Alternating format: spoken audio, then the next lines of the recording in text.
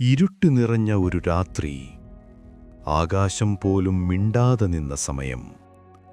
ഒരു മനുഷ്യൻ മണ്ണിലിരിക്കുന്നു. ശരീരം മുറിവുകൾ കൊണ്ട് നിറഞ്ഞു. കണ്ണുകളിൽ കണ്ണീർ വറ്റിപ്പോയി. അവനൊരിക്കൽ എല്ലാമുണ്ടായവനായിരുന്നു. സമ്പത്ത്, കുടുംബം, ദൈവാനുഗ്രഹം, അങ്ങനെ എല്ലാം. അവൻ ധനികനായിരുന്നു. പക്ഷേ അതിലുപരി അവൻ നീതിമാനായിരുന്നു. ദൈവത്തെ ഭയപ്പെടുകയും തെറ്റിൽ നിന്ന് മാറി നിൽക്കുകയും ചെയ്തവൻ. പക്ഷേ ഇന്ന് ഒന്നുമില്ല. എന്തിന് ദൈവമേ?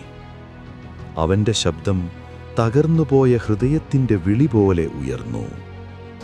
ഇതാണ് ഇയ്യോബിന്റെ കഥ. എല്ലാം നഷ്ടപ്പെട്ടിട്ടും ദൈവത്തെ വിട്ടുകളയാത്ത മനുഷ്യന്റെ കഥ.